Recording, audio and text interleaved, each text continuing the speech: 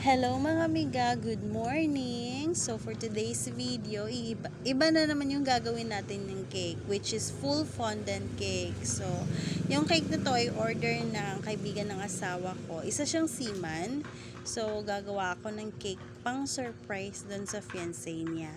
So as you can see, siksik na siksik yan sa chocolate. Mga 1 kilo yata yung nagawa ko dyan, nagamit ko na chocolate. Yung order ni sir is, yung napag-usapan namin is round cake. Kaya lang, yung sinabi niya na ako na magdidesisyon sa design, pala desisyon ako. Kaya gumawa ako ng bag na cake. Wala lang. Gusto ko lang pahirapan yung sarili ko, no? Gusto ko yung nasa-challenge ako. Kaya, yun yung pinili kong design. Nga pala, money cake to. Nagpalagay ng pera si sir. Kaya, sana all naman, no? Sana all sa lahat ng mga misis at mga jowa dyan na nagpa-money cake si sir.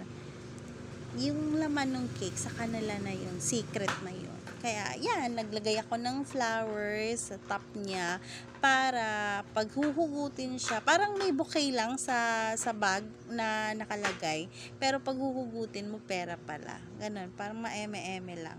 Tapos, the night before niyan, ginawa ko na yung mga pang-toppers ng cake para hindi ako mahirapan, kagaya ng handle ng cake, tsaka yung mga bilog-bilog, kasi kailangan kong lagyan ng glitters eh. Ayoko yung nadudumihan yung cake, especially white cake siya. Gusto ko maganda, malinis.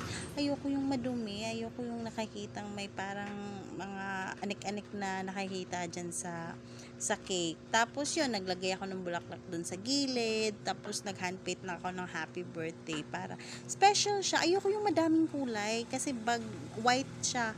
Kaya, yan, elegante siya tingnan. Naglagay din ako ng glitters para maganda siya tingnan. Kaya, yan, as you can see, this is our final look sa ating Christian Dior na bag. Ewan ko kung tama ba pagka-pronounce para.